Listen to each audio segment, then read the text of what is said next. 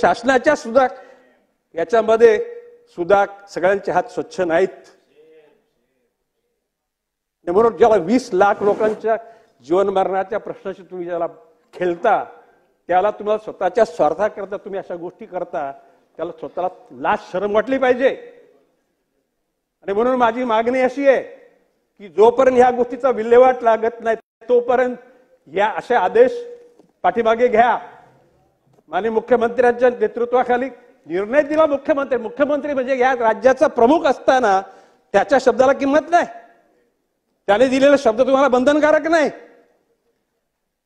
तुम्ही अधिकाऱ्यांनी फक्त निर्णय घेतला आणि तुम्ही आदेश काढले. अरे सिडकोचे एमडी वरिष्ठ सिनियर असतात, मुख्य प्रधान सचिव नगरविकास सिनियर असतो, आणि मग महानगरपालिकेच्या आयुक्ताला तुम्ही काय तुमच्या झाडू मारायचं काम सांगताय का? हे घडू देणार नाही आम्ही. आणि म्हणून आज या ठिकाणी जोपर्यंत ह्या गोष्टीचा निपटारा होत नाही तोपर्यंत त्या ठिकाणी तुम्ही विकलेले भूखंड स्थगित ठेवा. त्या ठिकाणी महानगरपालिकेला फतवे पाठवायचं काम बंद करा. आणि माननीय मुख्यमंत्र्यांच्या मीटिंगमध्ये झालेले जे इतर प्रश्न आहेत त्याची सुद्धा निपटारा करा. नसेल तर स्पष्ट सांगा की माननीय मुख्यमंत्र्याला आम्ही पाचव्याची किंमत देत नाही असं कबूल करा. आम्ही जनतेला सांगू की बाबा त्या ठिकाणी माननीय मुख्यमंत्र्यांनी दिलेले शब्द त्यांच्या आदेशाला तिथे 5 पैशाची किंमत नाही. मंत्री महोदय, आपण अध्यक्ष महोदय, सन्माननीय ज्येष्ठ सदस्य नाईक साहेबांनी सिडकोच्या संदर्भातला, MIDCच्या संदर्भातला आणि महानगरपालिकेच्या संदर्भातला या ठिकाणी प्रश्न उपस्थित केलाय. ही वस्तुस्थिती खरी आहे की सिडको ही 110 स्क्वेअर किलोमीटरवर होती आणि त्याच्यातलं 40 स्क्वेअर किलोमीटर हे क्षेत्र हे महानगरपालिकेला सिडकोमधनं काढून देण्यात आलं. कारण महानगरपालिकेला त्या ठिकाणी विकासासाठी जमीन आवश्यक होती आणि त्या ठिकाणी काही जसं मैदानाचं आरक्षण असेल किंवा अन्य काही बाबी असतील त्या विकासाच्या दृष्टीनं पूर्ण करायच्या होत्या. परंतु या संदर्भात सन्माननीय सदस्यांनी जी सांगितले ती देखील वस्तुस्थिती आहे की सन्माननीय मुख्यमंत्री महोदयांनी याची बैठक घेतलेली होती. त्याच्यानंतर प्रधान सचिवांनी देखील याची बैठक घेतलेली होती. आणि कुठच्याही परिस्थितीमध्ये सिडकोकडनं जे भूखंड महानगरपालिकेला मिळाले त्याला स्वायत्त अधिकार असले पाहिजे, त्याच्यातला मतितार्थ आहे. आणि त्या दृष्टीनं शासन भविष्यातली कार्यवाही करणार आहे हे देखील प्रधान सचिवांची चर्चा झाल्यानंतर हे निश्चित झालेलं आहे. फक्त याच्यामध्ये मला एकच सन्माननीय सदस्यांना या ठिकाणी निदर्शनाला आणून द्यायचं आहे की याच्यामध्ये सिडको आणि महानगरपालिका या दोन्ही संस्थांच्या बाबतीमध्ये कोर्टामध्ये देखील काही विषय प्रलंबित होते, त्याच्यावर देखील काही निकाल झालेले आहेत. पण एक मात्र आपल्या माध्यमातून मी सन्माननीय सदस्यांना या ठिकाणी सांगू इच्छितो की जी जागा 40 स्क्वेअर किलोमीटर ही सिडकोमधनं महानगरपालिकेला दिलेली आहे ती त्याचे स्वायत्त अधिकार हे महानगरपालिकेचे तसेच ठेवण्याच्या संदर्भामध्ये मुख्यमंत्री महोदयांनी ज्या सूचना दिलेल्या आहेत त्याच पद्धतीची कार्यवाही लवकरात लवकर होईल. सन्माननीय सदस्य आव्हाड साहेब. बरं दादा बोला. I am concern with the city. दादा बोला. माननीय मंत्री उदयजी सामंत यांनी उत्तर दिलं. माझं एवढंच म्हणणं आहे की जी महानगरपालिकेची गरज आहे आता युनिफाईड DCR 10 FSI देण्याच्या भाषा करता त्यावेळेला त्या शहरातल्या जनतेची होणारी गर्दी, त्या गर्दीच्या अनुषंगाने इन्फ्रास्ट्रक्चर करता ज्या गोष्टी द्यायला पाहिजेत त्या का विसरता? म्हणून माझं असं म्हणणं आहे की माननीय मुख्यमंत्री महोदयांनी आदेश दिले होते जोपर्यंत ह्याची वाटप होत नाही, MIDCच्या आणि सिडकोचे भूखंड महापालिकेला मिळत नाहीत तोपर्यंत त्याला स्थगिती द्या. प्रधान सचिव जरी गरज पडली तर प्रधान सचिव नगरविकासनी त्या दोन्ही अधिकाऱ्यांना बोलवून त्याचा निपटारा. आणि माझं म्हणणं असं की ते तुम्ही बोलवणार आहात का? आणि जोपर्यंत त्याचा निपटारा होत नाही तोपर्यंत तुम्ही बिल्डरला विकलेला. आणि माननीय मंत्री महोदय बोलले की कोर्टात अरे तुम्ही जर ठरवलं ना तर त्या बिल्डरला बोलून बाबा तुला हा त्याच्याऐवजी दुसरा भूखंड देतो. इथे दलाल आहेत या सिडकोमध्ये आणि या शासनामध्ये सुद्धा ह्या बिल्डर लोकांचे दलाल आहेत. या दलालांच्यामुळे संपूर्ण जनतेच्या स्वप्नाची चक्काचूर झालेला आहे. हे मी गांभीर्याने बोलतो आणि बोलताना मला कोणाचा भय नाही. तर आम्ही त्या जनतेच्या बरोबर दैनंदिन जीवनामध्ये आम्ही वाटचाल करत असतो आणि म्हणून मला प्रश्न उत्तर असं मान्य मंत्री महोदयाकडून पाहिजे की जोपर्यंत याचा निपटारा होत नाही तोपर्यंत ते भूखंड तसे स्थगित ठेवले जातील. मंत्री महोदय. अध्यक्ष महोदय, सन्माननीय सदस्य नाईक साहेबांनी पुन्हा एकदा त्याच प्रश्नाची या ठिकाणी विचारणा केलेली आहे. मी स्पष्टपणाने असं सांगितलं, या संदर्भामध्ये उत्तर देत असताना माननीय सन्माननीय मुख्यमंत्री महोदयांशी देखील मी स्वतः या संदर्भामधली चर्चा केलेली आहे आणि मुख्यमंत्री महोदयांनी देखील स्पष्ट सूचना अशा दिलेल्या आहेत की जी बैठक झालेली आहे त्या पद्धतीनंच कार्यवाही होणं अपेक्षित आहे. आणि मुख्यमंत्री महोदयांनी हे देखील सांगितलेलं आहे की अधिवेशन संपायच्या अगोदर सन्माननीय नाईक साहेबांबरोबर या संदर्भातली फायनल मीटिंग घेतली जाईल आणि त्यांना अपेक्षित असलेल्या सगळ्या गोष्टी त्या बैठकीमध्ये करून देण्यात येतील. ठीक आहे दादा. हा त्यांना सांगितले बैठक घेतली जाईल. I am happy. ओके. आवाडचा विषय होता आता काय झाला, प्रश्न तर संपला की आवाड साहेब अध्यक्ष त्याची बैठक लावतो म्हणून सांगितले. अध्यक्ष महोदय, आमचे प्रश्न बरं वेगळे. आवाड साहेब आपण बोला. अध्यक्ष महोदय, खर तर तुम्हाला एका प्रश्नाचं उत्तर द्यावं लागेल की शासनाचे दलाल आणि सिडकोचे दलाल मिळून कारवाई करतात असा जो आरोप झालाय तो गंभीर आहे. त्याच्याबद्दल आपलं काय मत आहे हे सांगावं लागेल ना. डायरेक्ट तुमच्या सत्ताधारी पक्षातनं आरोप झालाय की संपूर्ण डिपार्टमेंट हे दलाल चालवतात. हे तुम्ही काहीतरी बोलायला पाहिजे. त्याच्यावरती दुसरा प्रश्न, गावठाणाचा सीमांकनाचा प्रश्न हा दादा बोलते ना. सगळे अधिकारी नालायक असं मी म्हटलेलं नाही, पण काही अधिकारी आहेत. पण काही अधिकारी दलाल आहेत हे मी गांभीर्याने बोलतो आणि if required I will prove it. याला म्हणतात दादा. अध्यक्ष महोदय, आवाड साहेब आपले प्रश्न झाले का? नाही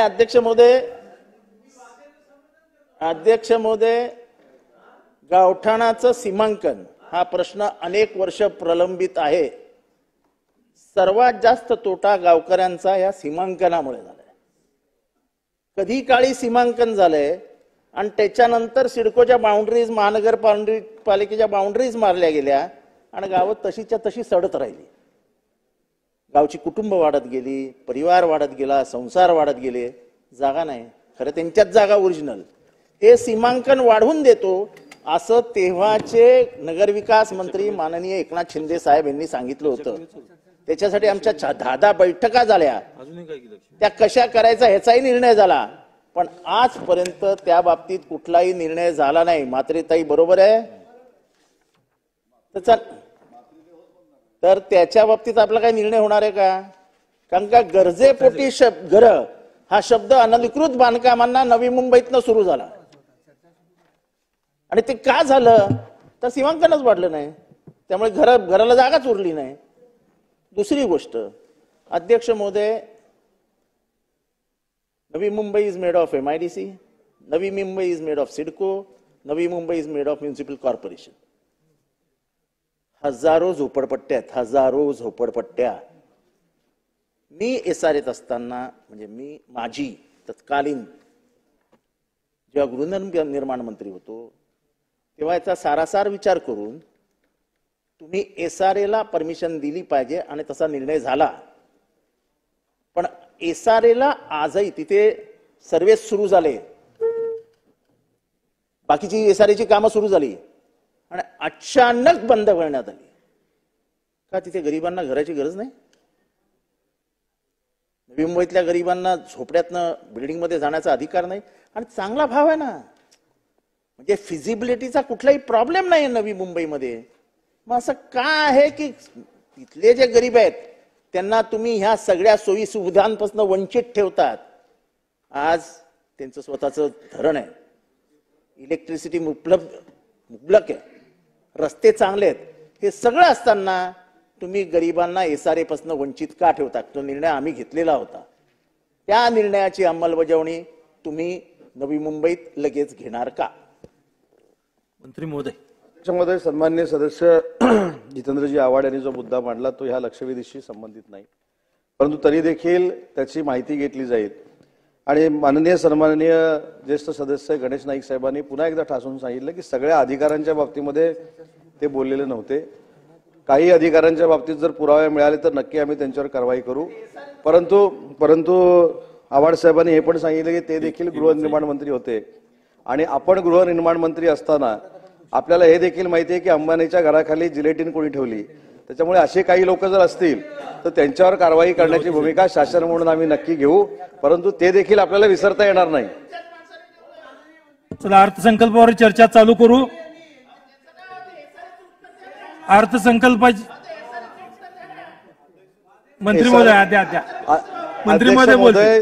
इथं गणेश नाईक साहेबांनी मांडलेल्या प्रश्न पुन्हा विचारला गेला म्हणून फक्त मी आठवण करून दिली. आणि अशा प्रवृत्तीचे ज्यांनी जिलेट सांगतो ना सांगतात आव्हाड साहेब आता बोलणार मंत्री महोदय उत्तर देते. मी तेच सांगतो की गणेश नाईक साहेबांनी जो उल्लेख केला तसेच काही अधिकारी मागच्या 2.5 वर्षामध्ये तसे जर अधिकारी असतील तर त्यांच्यावर आम्ही कारवाई करू असं आम्ही सांगितलेलं आहे आणि SRAच्या बाबतीमध्ये माहिती घेऊन पटलावर ठेवली जाईल. काल चर्चेच्या वेळी शेवटी उपस्थित होते त्यांची नावे सभागृहात जाहीर करण्यात आली. त्यांना प्रथम क्रमाने बोलण्यास संधी देण्यात येईल. त्यानंतर पक्षाकडून आलेली व आज प्राप्त झालेली नावे घेण्यात येतील. अर्थसंकल्पावरील चर्चा. सन्माननीय सदस्य रोहितजी पवार काल वाचलेले घेतलीत नाव. अध्यक्ष महोदय अजून असतील तरी द्या आपण घेऊ. अध्यक्ष महोदय या ठिकाणी मी अर्थसंकल्पावर बोलण्यासाठी इथं उभा आहे. अध्यक्ष महोदय उद्या असं म्हणलं जातं की भीती योग्य नसते, पण अध्यक्ष महोदय या बजेटचं निरीक्षण आपण केलं, या बजेटचं निरीक्षण जर आपण केलं, लोकांशी आपण चर्चा केली तर कुठंतरी असं आपल्याला जाणवतंय. अध्यक्ष महोदय मला बोलू द्या. अध्यक्ष महोदय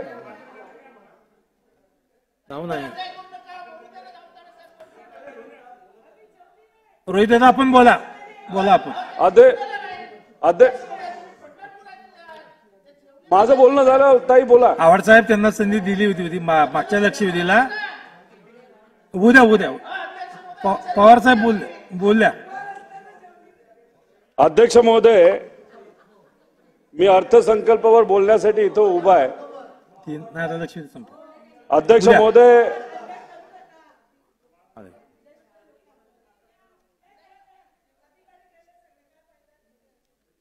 आता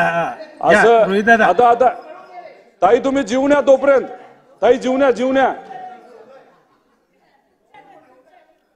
असं म्हणलं जातं की भीती योग्य नसते, पण अध्यक्ष महोदय या अर्थसंकल्पाचं निरीक्षण आपण जर केलं, सामान्य लोकांशी आपण जर बोललो तर हा अर्थसंकल्प बघितल्यानंतर असं कुठेतरी म्हणावं लागेल की डर कभी कभार अच्छा भी होता है. अध्यक्ष महोदय जे आम्ही निरीक्षण केलं आणि लोकांशी बोललो त्याच्यामधल्या काही गोष्टी आम्ही इथं बोलेल. याच्यामध्ये कुठलाही राजकीय हेतू मनामध्ये ठेवून आम्ही बोलतोय असं नाही. अध्यक्ष महोदय अजितदादांचं भाषण मी ऐकत होतो. अजितदादा मोठे नेते, त्यांचा अभ्यास या विषयाच्या बाबतीत खूप चांगला आहे. त्यांनी सांगितलं हा त्यांचा 10वा अर्थसंकल्प आहे. अध्यक्ष महोदय हा त्यांचा 10वा अर्थसंकल्प असताना सुद्धा त्यांनी एका चांगल्या योजनेला सोलार प्लांट आणि याची एक गोष्ट इथं जाहीर केली, ते म्हणजे जानाई शिरसाई आणि पुरंदर उपसा योजना. अध्यक्ष महोदय अनेक लोकांचं मत होतं हे थोडंसं 5-10 वर्ष पूर्वी झालं असतं तर कदाचित तिथं असताना लोकांना त्याचा फायदा झाला असता. पण या विषयाचं मी स्वागत करतो. नक्कीच येत्या काळामध्ये तिथे असणारी जी जनता आहे, जी 42 गावाची आणि पुरंदरचा काही भाग, त्यांना या योजनेचा फायदा होईल. अध्यक्ष महोदय नागपूर साऊथ वेस्ट मध्ये आपण जर बघितलं तर एक फार मोठे नेते गेल्या वेळेस तिथं खासदार झाले होते, मंत्री झाले होते. गेल्या वेळेस त्यांची लीड त्या नागपूर साऊथ वेस्टची 60,000ची लीड होती, आता ती 30,000वर आलेली. अध्यक्ष महोदय कल्याणमध्ये सुद्धा तिथे असणारे जे खासदार आहेत, गेल्या वेळेसच्या लीडला जर कम्पेअर केलं, जर तुलना केली, तर आता त्यांची लीड 40% कमी झालेली आपण बघू शकतो. अध्यक्ष महोदय, महाविकास आघाडीचे 31 खासदार निवडून आले. पैशाचा वापर, गुंडांचा वापर, दबाव तंत्राचा वापर हा खूप मोठ्या प्रमाणात या इलेक्शन मध्ये केला गेला. हे सगळं असताना सुद्धा मी भारताबद्दल, महाराष्ट्राबद्दल बोलतो, युक्रेनबद्दल बोलत नाही. कृपा आम्हाला बोलू द्या. अध्यक्ष महोदय, कुठंतरी सरकारमध्ये असणारे जे नेते, जे कुणी धोरण करणारे आहेत, ते खऱ्या अर्थाने इलेक्शनचा रिझल्ट बघितल्यामुळे घाबरलेत असं आपल्याला म्हणावं लागेल. आणि मग त्या भीतीतून हे बजेट कुठेतरी पुढे आलेलं आहे. अध्यक्ष महोदय, इथं अनेक नेत्यांनी या बजेटचं क्रेडिट घेतलं, पण खऱ्या अर्थाने या बजेटचं क्रेडिट जर कोणाला घ्यायचं असेल, ते सुद्धा ठराविक योजनेला, तर ते सामान्य स्वाभिमानी लोकांना खऱ्या अर्थाने आपल्या सर्वांना द्यावं लागेल, ज्यांनी लोकसभेमध्ये योग्य असा निर्णय त्या ठिकाणी अध्यक्ष महोदय दिला. अध्यक्ष महोदय, याच्यामध्ये जी पहिली योजना आहे विद्यार्थ्यांना मोफत शिक्षण देण्याची, खरंच स्वागत करण्यासारखी आहे. मुलींना शिक्षण हे मोफत दिलं जाईल, त्यासाठी 2000 कोटी रुपये हा खर्च सरकारकडनं केला जाईल. पण अजूनपर्यंत या योजनेला 1 रुपयाची तरतूद सुद्धा त्या ठिकाणी अध्यक्ष महोदय केली गेली नाही. त्याच्यामध्ये अटी काय असतील, काय शेवटी काही नेत्यांना अटीतटी फार आवडतात, त्यामुळे येत्या काळामध्ये त्याच्यामध्ये काय काय कंडिशन टाकल्या जातील हे बघावे लागतील. मी सरकारला विनंती करतो की कुठल्याही अटी न टाकता सामान्य मुलींना त्या ठिकाणी मदत कशी होईल यासाठी हे 2000 कोटीचा वापर तिथं केला गेला पाहिजे. याच्यामध्ये मेडिकल एज्युकेशन घेतलं काय, इंजिनिअरिंग घेतलं काय, ह्याच्यामध्ये सुद्धा स्पष्टीकरण खऱ्या अर्थाने देण्याची जरूरत आहे. अध्यक्ष महोदय, आपण जर मुलांचा समावेश या योजनेमध्ये केला तर आपल्याला 5000 कोटी अतिरिक्त लागणार आहे. सरकार कदाचित म्हणेल पैसा नाही. अध्यक्ष महोदय, अँब्युलन्स कॉन्ट्रॅक्ट मध्ये जे काय अफरातफर त्या ठिकाणी झालेली, ती जर कॅन्सल झाला कॉन्ट्रॅक्ट, त्यातच अचानक 5000 कोटी हे सरकारला मिळू शकतात. त्यामुळे विनंती आहे की मुलांचा सुद्धा समाविष्ट याच्यामध्ये अध्यक्ष महोदय व्हावा. PhD असेल, OBC SC स्कॉलरशिप्स असतील, याच्यामध्ये बऱ्याच काही वेळेस लेट होतं, त्यामुळे याला भरपूर निधी देण्याची जरूरत आहे. त्याच्यामध्ये कुठेही यही स्कॉलरशिप नाही तर मदत मिळण्यामध्ये उशीर झाला नाही पाहिजे. अध्यक्ष महोदय, गॅस सिलेंडर 3 दिले जाणार आहेत. मी अभिनंदन करतो या सरकारचं की त्यांनी मान्य केलं, मोदी साहेबांच्या या केंद्रातल्या सरकारमध्ये सिलेंडर सामान्य लोकांना परवडत नाही, म्हणून राज्य सरकारलीच 3 सिलेंडर तिथं BPL आणि काही घटकांना त्या ठिकाणी ते देत आहेत. चांगली गोष्ट आहे, पण त्याच्यामध्ये सुद्धा कुठेही अटीतटी नसावेत याची दक्षता खऱ्या अर्थाने घेतली पाहिजे. अध्यक्ष महोदय, या कुठल्याही योजनेला तरतूद तिथं केली गेली नाही. असं होऊ नये पुढच्या 15 दिवसात 20 दिवसात तुम्ही रजिस्ट्रेशन करा, तहसीलदारला भेटा, या अधिकाऱ्याला भेटा, त्या अधिकाऱ्याला भेटा, आणि मग नावं तुम्ही नोंदवून घ्या. आणि मग नावं नोंदल्यानंतर इलेक्शनच्या काळामध्ये कदाचित ते असं म्हणतील आमचं जर सरकार आलं तरच आम्ही देऊ, नाही तर देणार नाही. त्यामुळे कुठेतरी पैसा तरी तिथं कुठेतरी दिला पाहिजे. अध्यक्ष महोदय, त्याच्यामध्ये लाडकी बहीण ही योजना अतिशय चांगली योजना आहे, त्याच्यासाठी 10,000 कोटी दिले गेलेत. अध्यक्ष महोदय, आपल्याला माहिती किती महिला असणार आहेत, गुणिले किती रुपये, मग 46,000 कोटी रुपये लागणार असतील, तर तुम्ही 10,000 कोटीच तिथं का दिलेत? मग असं समजायचं का 4 महिने फक्त आपल्याला या योजनेचा फायदा तिथे असणाऱ्या महिलांना द्यायचा आणि मग 4 महिने तो अध्यक्ष महोदय, बरंच बोलायचंय.